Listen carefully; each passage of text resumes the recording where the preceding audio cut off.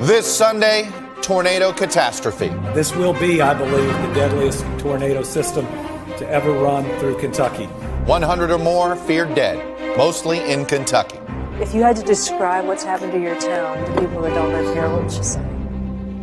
It's gone. Rare December tornadoes crash through 6 states. They're working on trying to save some people that are trapped in the rubble. An Amazon warehouse destroyed in Illinois. I had no idea the building looked that bad, and I'm worried sick. I just want to know if he's okay. We'll get the latest from Kentucky Governor Andy Beshear. Plus COVID and mandates. A lot of the sickest patients that are on this floor won't make it out of this floor. With cases and deaths spiking again, are Democrats and the Biden administration doing enough to push for vaccine mandates? Know this, everyone in North America is either going to get vaccinated or you're going to get COVID. Joining me is Republican Senator Roger Marshall of Kansas, who opposes mandates. Plus, Biden and Putin, Russia and Ukraine. Good to see you again. President Biden says he's warned Vladimir Putin against any invasion of Ukraine. There will be severe consequences, economic consequences like none he's ever seen or ever have been seen. But how much is the U.S. willing to do to stop another Russian invasion? I'll ask Secretary of State Antony Blinken. Joining me for insight and analysis are Executive Editor of The Recount, John Howman, Kimberly Atkins Storr, Senior Opinion Writer for the Boston Globe, Republican strategist Brendan Buck, and Mariana Sotomayor of The Washington Post. Welcome to Sunday. It's Meet the Press. From NBC News in Washington, the longest-running show in television history, this is Meet the Press with Chuck Todd. And a good Sunday morning. We're going to, of course, get to the spike on COVID cases, the battle over mandates, my interview with the Secretary of State about Russia and Ukraine in a moment.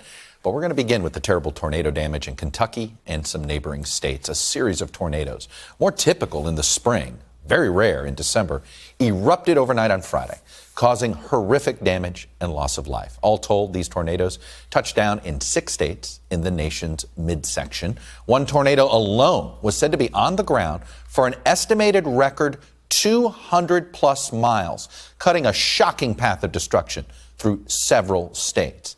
Most of that journey was in hardest hit Kentucky.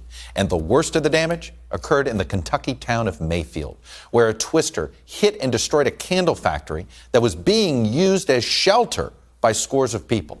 Dozens are feared dead there alone. We did I think the lights went out, and then we did a rock, boom, and everything fell down on us. I'm looking at the trees, and everything is just completely sawed off. There's very little in the way of bark remaining in some of them. Buildings are completely flattened. Cars have been picked up and thrown. Right away you're dealing with a violent tornado. At least 6 people were also killed in Edwardsville, Illinois. That's just outside of St. Louis, Missouri, when an Amazon warehouse took a direct hit.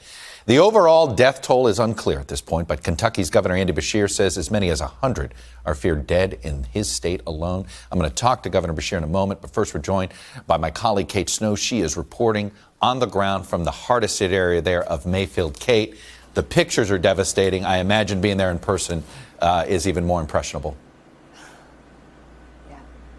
Yeah, Chuck, it's almost indescribable. I can't even put in words how devastated this city is. I have to tell you, I've covered probably more than a dozen tornadoes over my career. And Chuck, I have never seen a town, a city flattened like this, just block after block. You talked about the candle factory. I want to tell you about that. 110 people were working there over on the late shift on Friday night. It's a 24-hour operation, and this time of year, there are a lot of orders for candles, so they were all inside that warehouse. Right now, there are still dozens of people missing. I just talked to a state trooper who told me they're out there again today trying to recover people and reunite families, hopefully, but they are fairly sure the death toll there at the candle factory will rise. At the same time, we're starting to hear signs even this morning already of cleanup happening. I'm hearing, the beeps of heavy equipment being brought in to start clearing things. The mayor told me that it's only a matter of time, months, maybe years, they will be able to rebuild. This is a resilient community. It's a very tight-knit town, a city of about 10,000 people. They all know each other. They're helping each other on this Sunday morning. And I also want to point out, this is Mayfield, but Chuck, this scene is repeated all across the state of Kentucky, in smaller ways perhaps, but equally devastated. We're talking about places over like Bowling Green. Overnight, we learned there are even more deaths there, and it is a Sunday. A lot of church services happening, even though churches here were destroyed, Chuck. They're going to get together here, even if they just have an altar standing. We've heard of one church where literally it's no walls, but just an altar, and they're having services and asking for prayers this morning, Chuck. Well, Kate Snow on the ground for us in Mayfield. I know you're going to have a lot more on the nightly news this evening. Thank you, Kate. Joining me now is Governor Beshear. Governor, welcome back to Meet the Press, and I know it is an extraordinarily difficult time for you and your state. And let me just start with, look, we know this is going to be the worst tornado event ever recorded in the state's history. Where do things stand right now? How many missing are there still? Well, this has been absolutely devastating. We have entire towns flattened. My count, I know we've lost over 80 lives. I think it's going to be over 100. It may be well over 100. It is so hard to describe. There's not a camera lens big enough to show the path of absolute destruction.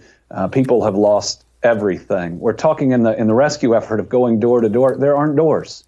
Yeah. It's whether or not people are in the rubble.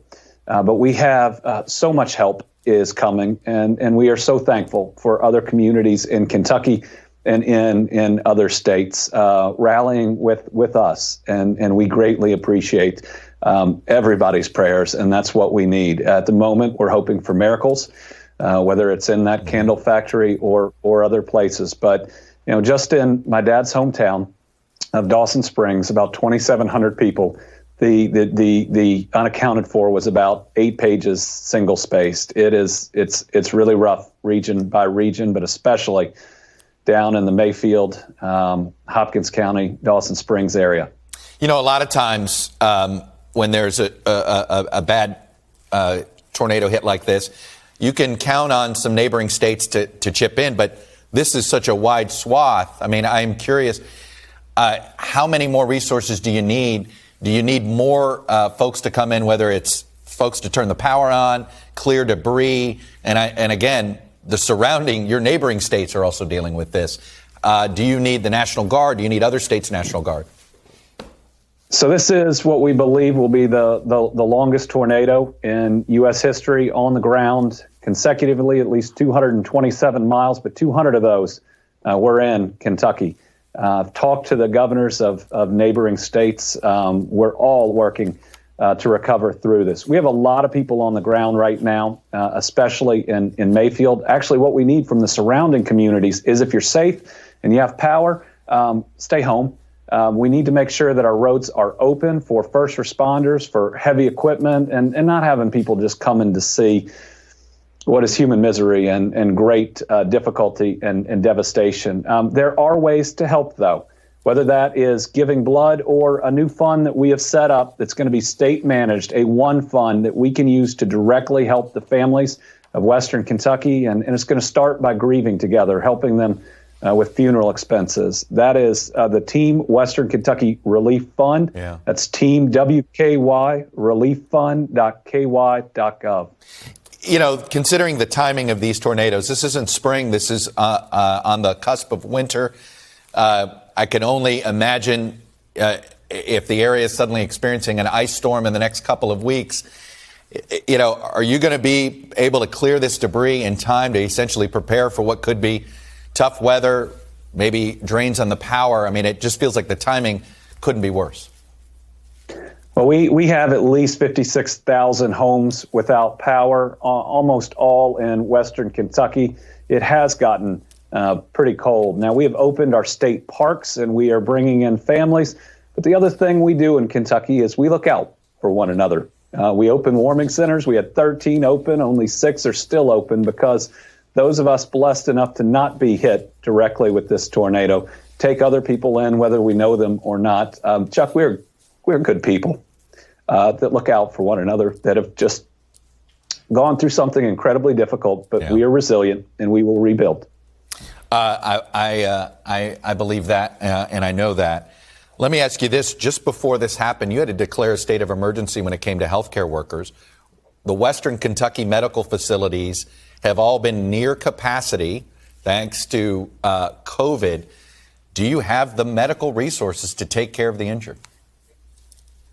Right now, we believe we do, though power is one of the challenges, but we're working with that. Our hospitals outside of the area have all called, and even though we're all stretched a little bit thin right now, we still have capacity in many areas, and they are sending aid and help, and then we are transporting patients.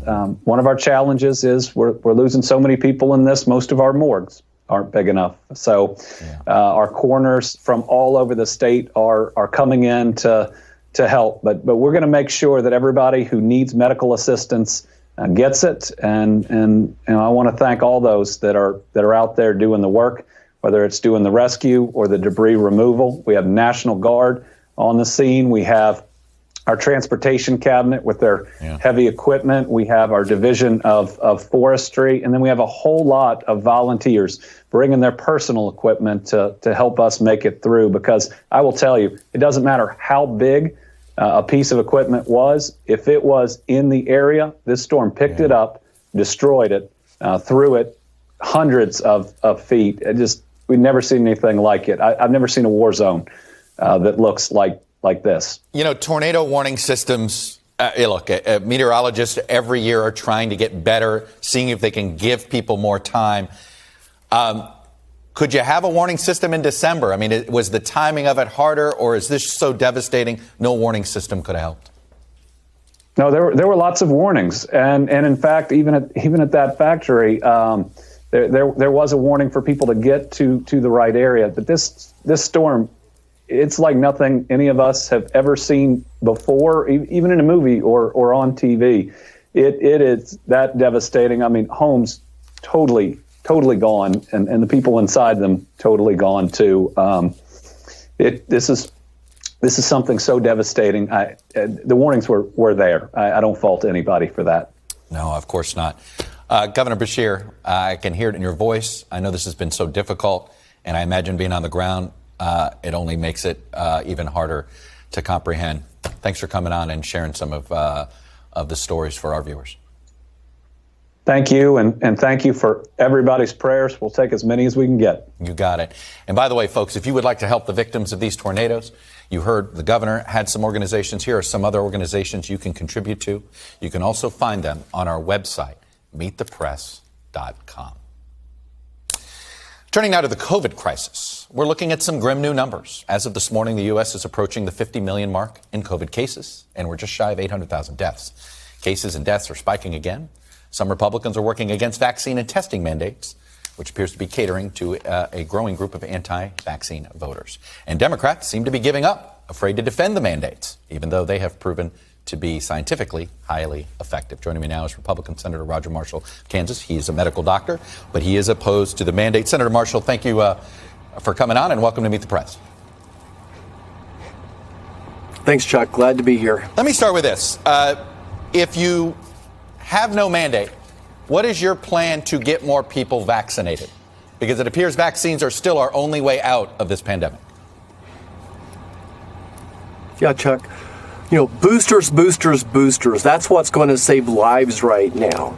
But just bear with me. I needed to stop and pause and honor my boyhood hero, Bob Dole, who passed away this week. One of my just great American heroes from the greatest generations. We want to stop and salute him. So our plan is to be honest with Americans. Look, about 30% of Americans right now have chosen not to get the vaccine.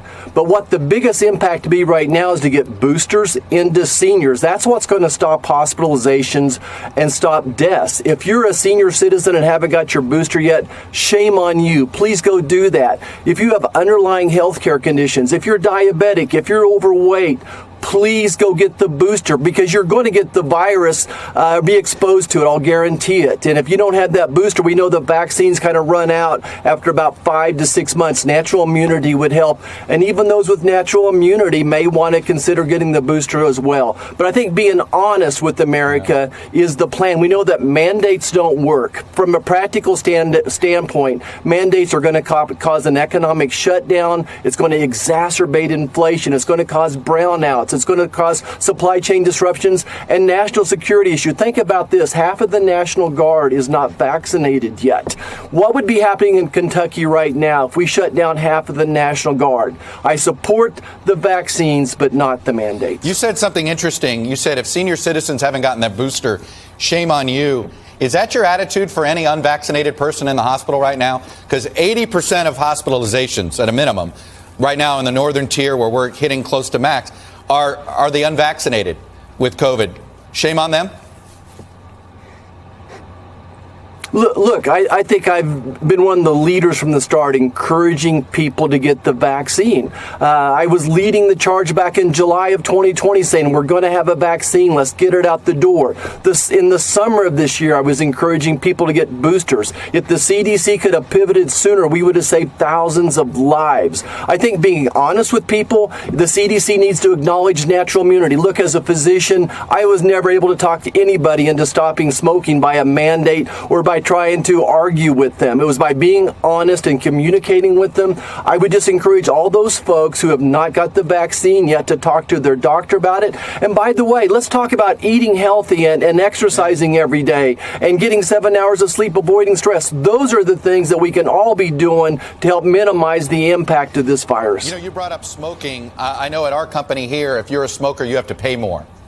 If you don't get vaccinated, should you have to pay for your own health care? Should taxpayers, and more importantly, is it a bizarre incentive to the unvaccinated to give them unemployment benefits?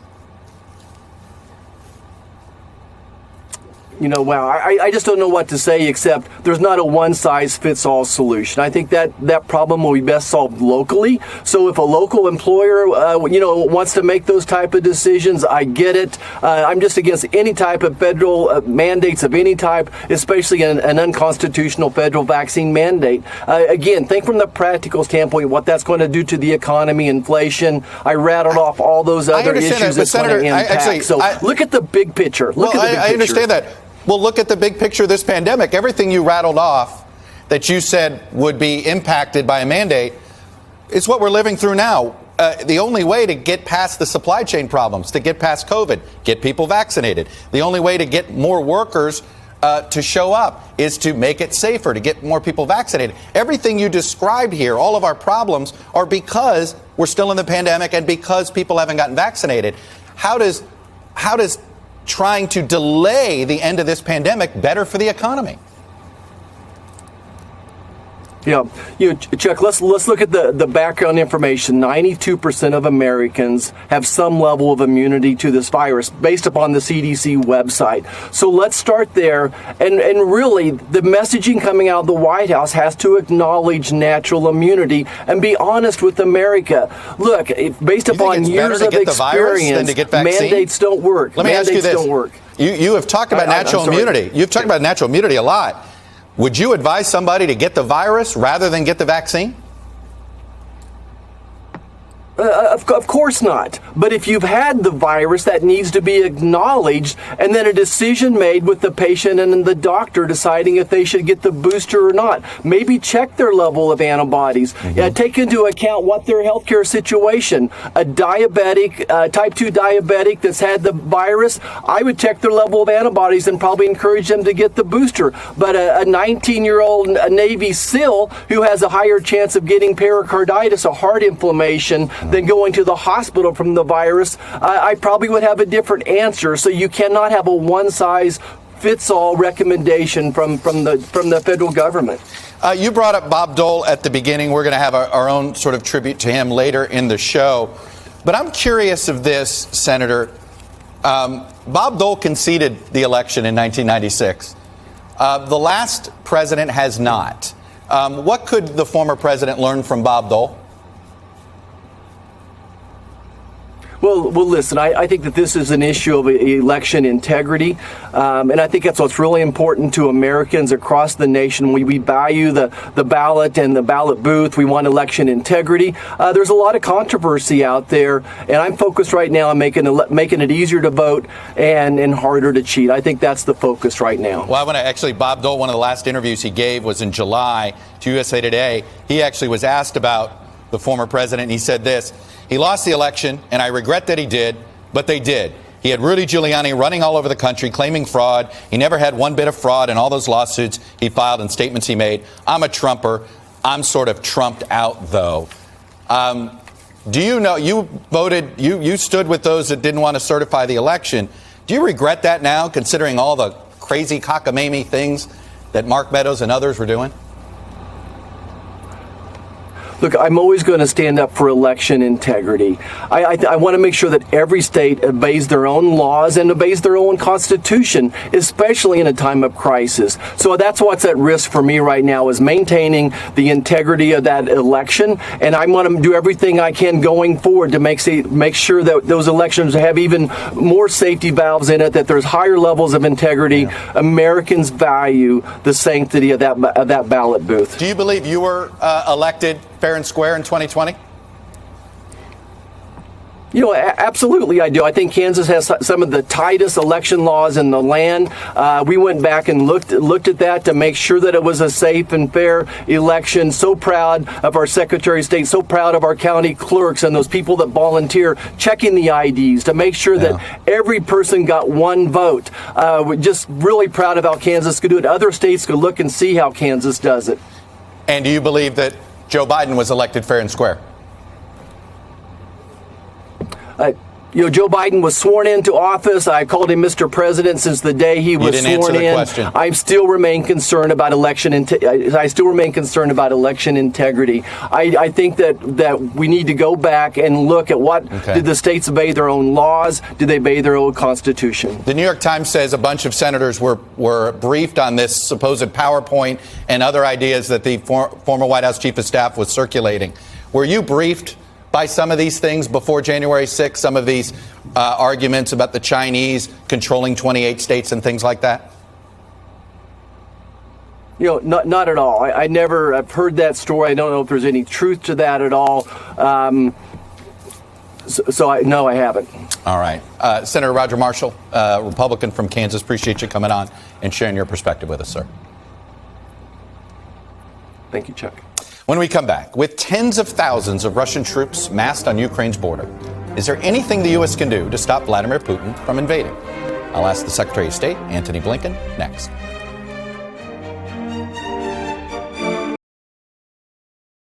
Welcome back. It is no exaggeration to say it was a busy week of diplomacy for President Biden. On Tuesday, he met by video with Vladimir Putin and says he made clear to the Russian leader that there would be devastating economic consequences if Russia were to invade Ukraine. On Wednesday, the president spoke to Ukraine's President Volodymyr Zelensky and tried to assure him of U.S. support as Russian troops mass at Ukraine's border. But how much leverage does the U.S. really have if Putin is determined to invade? Joining me now is the Secretary of State, Antony Blinken. Secretary Blinken, welcome back to Meet the Press, sir. Thanks, Chuck. Good to be with you. I want to start with what President Biden said he told Vladimir Putin. He said that there would be economic consequences like none he's ever seen or ever have been seen. I want to put up this graphic of all the different ways we have tried to confront Russian aggression and Putin aggression since 2014, ejection from the G8, multiple sanctions, import restrictions, expulsion of diplomats, asset seizures, cybercrime indictments, more military aid to Ukraine. None of it, Mr. Secretary, has curtailed Putin's behavior. Why do you think these threats will do it? Well, first of all, Chuck, we don't know that it hasn't curtailed his behavior because he might well have gone further. Back in 2014, he seized Crimea. He invaded eastern Ukraine. might have gone even further than that had there not been a resolute response. But right now, what the president made very clear to President Putin, what I've made very clear to Foreign Minister Lavrov, my counterpart, is that we are looking at and we are prepared to take the kinds of steps we've refrained from taking in the past that would have massive consequences for Russia. In fact, I'm here in Liverpool with the G7 countries. They are equally resolute in their determination to stand against Russian aggression, to ideally deter it, prevent it. And we've made clear as well that there would be massive consequences if Russia commits renewed acts of aggression against Ukraine. Already, though, since the president warned Vladimir Putin, Russia's only escalated its offensive. He's escalated his rhetoric. We have reports that he's been sending even more military reinforcements to the border. Is he not listening? We'll see in the days and weeks ahead. Look, the president, Chuck, has made clear to President Putin on two occasions, in Geneva when they met some months ago, and then just this week at in the video conference that I took part in, that, look, our strong preference would be for a more stable, predictable relationship with Russia. But if Russia continues to take reckless and aggressive actions, we will respond. And not only us, partners and allies around the world. That's why I was at NATO just a week ago. That's why I'm here at the G7 meeting. And I think what people need to understand is that Ukraine is important, and we are resolute in our commitment to its sovereignty, its territorial integrity. But there is something even bigger at stake here, and it's the basic rules of the road of the international system. Rules that say that one country can't change the borders of another by force. One country can't dictate to another country its choices, its decisions, and its foreign policy with whom it will associate. One country can't exert a sphere of influence over others. That's what Russia is purporting to assert. And if we let that go with impunity, then the entire system that provides for stability, prevents war from breaking out, is in danger. That's why this is so important. That's why the president's been very clear with President Putin. Why hasn't the action of Russia amassing troops and terrorizing Ukraine right now been a trigger for any punishment? Well, it's been a trigger for action. It's been a trigger for us bringing together allies and partners around the world, starting in Europe with our closest partners, NATO, again, where I was just a couple of weeks ago, bringing people together to make very clear not only the deep shared concern, but the fact that we are prepared together in a coordinated way to take very strong action if Mr. Putin continues his aggression against Ukraine. So we now need to see whether he's not only received the message, but responds to it. And there is another way forward. That's something else the president suggested to President Putin. And I've done the same with my Russian counterpart and others, and that is diplomacy. Russia and Ukraine agreed many years ago to something called the Minsk Agreements, a way of diffusing the crisis in eastern Ukraine, giving Ukraine its border back. And what we'd like to see now is actually Russia implementing its commitments under that agreement. We're going to test that proposition together with our European allies and partners and see how Russia responds. But the fact that he's able to amass troops at the border, get a video conference, and now, by the way, Vladimir Putin wants a face-to-face meeting. I'm curious, is that at all on the table? Look, the video conference is important because as much as I can do with my counterpart, as much as other colleagues in the government can do with theirs, when it comes to Russia, President Putin's the one person that really counts, and it's very important for President Biden to speak directly, clearly to him, so that he understands from the leader of the United States exactly what he risks if he pursues aggression with Ukraine. Okay, but what would it take for you to agree, for President Biden to agree to a in-person, face-to-face with Vladimir Putin? Does he have to pull his troops back from the border before that happens? What we are looking to see from Russia, and again, not just us, but allies and partners in Europe, we're looking to see de-escalation. We're looking to see Russia pull back forces from the border, and we're looking to see Russia engage in good faith in diplomacy and diplomatic dialogue with the Europeans, with Ukraine, to resolve the conflict in eastern Ukraine and to give Ukraine its borders back. That's what we're looking to see. I don't mean to sound cynical here, but we've heard that rhetoric for 7 years through 3 administrations, and Putin's behavior just hasn't changed. Well, what we've seen in recent weeks and recent months is concerning signs of an accumulation of forces on the border, plans to commit renewed aggression against Ukraine, which is exactly why we brought countries around the world, but starting in Europe, together to make it very clear that there'll be very severe consequences for that. President Putin has to make his calculations. He has to decide ultimately what's in Russia's interest. He'll make those calculations. We've been very clear about what will follow if he renews his aggression on Ukraine. If Germany were more open to essentially shutting down the Nord Stream 2 pipeline, do you think Vladimir Putin would pay more attention? Does he think Europe basically is keeping the U.S. from doing more? Well, that pipeline, Chuck, as you know, doesn't have any gas flowing through it right now. And in fact, it's a source of leverage on Russia, because to the extent President Putin wants to see gas flowing through that pipeline, if and when it becomes operational, it's very unlikely or hard to see that happening if Russia has renewed its aggression on Ukraine, if it takes renewed action.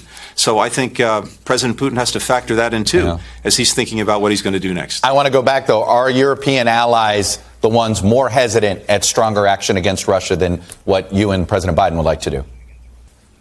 Well, look, what I can tell you is this. I'm here at the G7, the meeting of the world's largest economies, including many European partners. We just put out a statement in the name of all of our countries that warns of massive consequences if Russia commits acts of aggression against Ukraine. I was at NATO, as I said. I found all of our allies very resolute, both in their deep concern about what Russia may be doing and may be planning, as well as their determination to take strong, coordinated steps if Russia does act aggressively. That's the best way to deter Russia. Now, there are other steps that we've been taking as well. We've been continuing to shore up Ukraine's defenses so that it can better defend itself if Russia commits acts of aggression. We're also looking at what NATO can do, if necessary, to better defend itself. But at the end of the day, Chuck, what is far preferable to all of this is diplomacy and dialogue and de-escalation. And if Russia moves in that direction, then we can avoid having another crisis. We can avoid the potential for conflict, and we can move things to a better path. That's strongly, I think, in our interest. It's strongly in Russia's interest. All right. Secretary Antony Blinken, appreciate you coming on and sharing the administration's perspective. Thanks for having me, Chuck. Good to be with you. Moments after we finished speaking, I followed up with him a third time about the Putin ask, right? Secretary Blinken suggested that with Russian troops currently massed on Ukraine's border, an in-person face-to-face Biden-Putin meeting, while not off the table, seems pretty unlikely. When we come back, President Biden led an international summit for democracy this past week. Well, what if it's our democracy that's the one that's in trouble? Panel is next.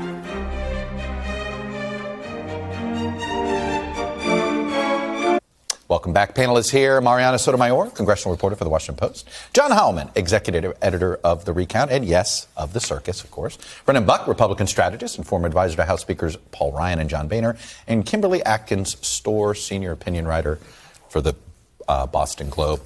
Look, it was The Atlantic this week, Mariana, that sort of put the democracy issue, January 6th, front and center. It's clear they're doing a year-ender. Then we had this Summit for Democracy. And it has really been a head-scratcher, the Summit for Democracy, because what other democracy has their last leader not conceding the election? Right. It's been very difficult, even for Biden, who ran on making sure that democracy can be saved, not just in the U.S., but also abroad. And it's difficult to make that argument for him because we've had January 6th. And, you know, we're coming up on the one-year anniversary. It is so hard to believe it's right around the corner. And you still, on Capitol Hill, have many Republicans denying that that was an insurrection. They don't like calling these people insurrectionists. And you have Democrats who have sworn off actually working with Republicans who voted against certifying the election. So it is very tense still on Capitol Hill. I want to read what Bart Gellman wrote in that cover story for The Atlantic. Some might say this is hyperbolic, but John Howman, I'm curious if you think it is. The headline is, Trump's next coup has already begun. Trump and his party have convinced a dauntingly large number of Americans that the essential workings of democracy are corrupt, that made-up claims of fraud are true, that only cheating can thwart the victory at their polls, that tyranny has usurped their government, and that violence is a legitimate response. Hyperbolic or fact? Fact, I think. And I think the thing about the strength of this Gelman piece is it lays out, first of all, the extraordinary reality that there's this research that shows that something like at least 8% and maybe as many as 12% of the American people now say that Joe Biden was illegitimate and that violence is an appropriate tool to removing him and restoring Donald Trump. That's somewhere between 20 and 30 million people. That's a mass movement in America in favor of political violence, which is a new thing. We've had political violence in America before, lynching, many things over the course of time that African Americans suffered from. But this is 30 million people right now who are ready to take up arms. You put that together with what the president, the former president, I should say, and his allies are doing in the political realm. Yeah. State houses, state legislatures, and the party apparatus to be able to engineer a situation where they are in a stronger position to pull off a coup in 2024 than they were in 2020. That's not hyperbolic at all. Those are all facts. You are playing producer here. In fact, I have a scroll here of everybody the former President Brendan has endorsed that has a role in certifying elections. I'm not included members of Congress in here. He's gotten involved in state Senate races, state House races, and there is just one litmus test, just one. This feels as if we're entering a place that is going to get darker and darker if the election is less than 1% on any level. Yeah, I'm not too concerned about voting laws in Georgia and Texas, and I know some people may disagree with that. What really concerns me is people like Jody Hice, who's a Freedom Caucus member in the House who's running for Secretary of State in Georgia. Now, the only reason he is running for Secretary of State in Georgia is he wants to take out Brad Raffensperger, who is the Georgia Secretary of State, who pushed back on all of Trump's claims and said that the election was not stolen there. Now, if we have people all across the country who are put in the position where they will not confirm or certify an election result, that's the nightmare scenario that I'm worried about. And it's very clear that's what they're trying to do all across the country. And then you take it a step further. The real nightmare scenario is a GOP Congress in the House that won't certify a Democratic election down the road. But I think some of those things are the things that people talk about the most right now, the voting laws, those are not actually the real big concerns. You know, Kimberly, though, it was in the 1850s, 60s, and 70s, you'd have instances where you had multiple people claiming the governorship.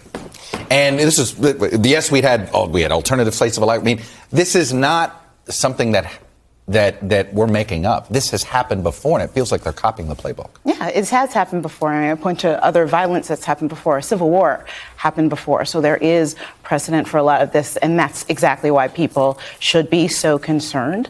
What you have, and one thing I do disagree that the voting measures that are being passed in these states are not problematic. But what you have that's even worse is that you have an entire party. It's no longer just about Donald Trump. It's a party that's about adopting his tactic, which is you deny the results of the last election, or else you move forward with efforts to try to subvert democracy, or else there is no place. I mean, just knowing that there's no place in the Republican Party for a Charlie Baker, knowing that there's no place in the Republican Party. These are the people that are being driven out. And this is fealty not just to Trump, but to an idea of being anti-democracy. You have to put winning above even that. Well, you bring up Peter Meyer, Mariana, is a member of Congress. He's from Michigan. He voted for impeachment. His own sister believes all of Trump's lies. And here's what he told Tim Alberta. While grieving his sister's obsession with conspiracy theories, he has to work alongside the very people, like fellow freshman Marjorie Taylor Greene, who are pushing those lies. They make folks like my sister think they're on her team, Meyer says, and that's what pisses me off. They aren't the ones paying the price when the consequences come due. Paul Gosar wasn't shot on January 6th. Actually, Babbitt was. Yeah, you know, it's interesting to see now. Are people like the congressman, like-minded people, there are very few of them, going to start pushing leadership to denounce Marjorie Taylor Greene and all of those in that MAGA squad a little bit more? There is frustration boiling up because leadership hasn't really dealt with them. Behind the scenes, McCarthy has, talked with them, but he's also talked, for example, with Nancy Mace when she and Marjorie Taylor Greene were getting at it on Twitter. And people like the congressman were like, well, why are you also punishing her instead of Greene, who continues to attack everyone? Peter Meyer stands out because he's willing to say the truth, and he's new. And I think what he's going to learn is the reason that so many elected GOP officials don't push back. It's not because of their some master plan. It's not because Donald Trump told them not to. It's because of their constituents. Yeah. Their constituents believe this, and they don't want to get yelled at by their constituents. And until that changes, you're not going to see anything change. Roger Marshall provided an answer that he knows his constituents won't yell at him about who won the last election, and they've all settled on that. That's what this all comes down to. And until we realize it's the people who believe this stuff, it's not going to change. Except for the fact that their constituents are driven by the combination of Donald Trump, who still has this massive influence, and the echo chamber of Fox News and Newsmax and OANN that have been broadcasting this propaganda. It's a feedback cycle, right? The constituents are coming up with these ideas on their own. And I'll just say, Chuck, it's like I did an interview with Bannon in October 2020, and he said there are going to be knife fights in the counting rooms. Knife fights in the counting rooms. They lost those knife fights in 2020. Yeah. All of this is about being able to control those counting rooms and win those knife fights in 2024. Steve Bannon does not believe in democracy. No. That is pretty clear to me. No. As we go to break, we felt we could not let this week go past without acknowledging the passing of Bob Dole, especially the relationship he had with this show. His death was announced just moments after we went off the air last Sunday. At the National Cathedral in Washington on Friday, official Washington paid tribute to the war hero, the vice presidential and presidential candidate who died at the age of 98. Bob Dole once had the record for most Meet the Press appearances. He appeared on 63 times. He's now second only to the late Senator John McCain. We thought we'd put together clips of Dole's Meet the Press appearances. We begin in 1972 when President Nixon was running for re-election and Dole headed the Republican National Committee. The president starts off, of course, in a very strong position. We occupy the White House. He has a positive record. He has a positive program. In every question you're asked about 88, you do not close the door at all. In fact, it's about 10, 20 feet wide, isn't it? Well, I don't know how large the door is, but the door is certainly ajar. You want to be president? Thought about it a lot, yes. Why? Well, I really believe that I have the experience. I think I've provided leadership over the years. On this program, have you ever told the truth, the whole truth, and nothing but the truth? Probably not. What's your answer when somebody says the Senate's broken? How do you fix it? The Senate may not be broken, but it's badly bent.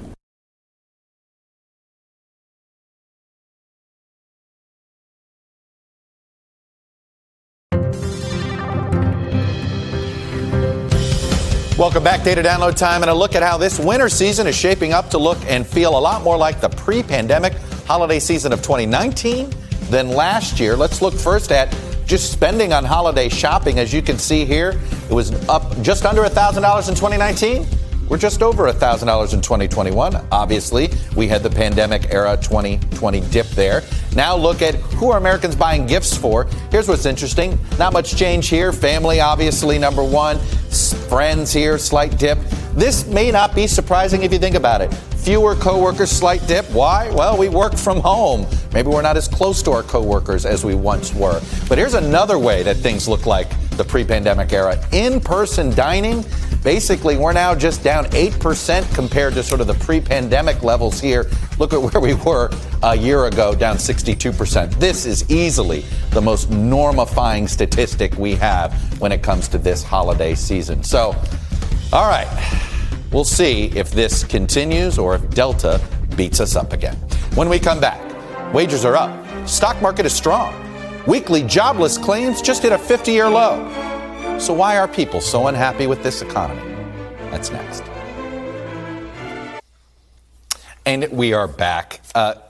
Kimberly, it seems as if there's nothing the White House can do to improve their political standing these days. It does feel like every week there's another poll. It's a new bottom. It's a new this.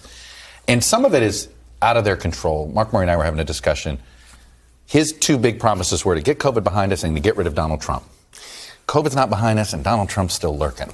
It's not his fault, but is that why we're in this no man's land here for him? It's a convergence of a lot of things. You have this pandemic that we can't get behind. You still have people who are struggling economically. Joe Biden also campaigned on a big, broad agenda of trusting civil rights and getting people, helping get people back on their feet after this big, broad packages. But even after these packages have passed, there is still this constant threat to democracy that we keep talking about. The Democrats have failed to pass any measure to protect and bolster up our election system. So that has people uneasy. Is it all Joe Biden's fault? Of course not. Most of it isn't. You have Republicans who are lock solid against him and won't vote for anything, no matter how many times Joe Manchin says he wants bipartisanship. So it's about where do you assign that blame?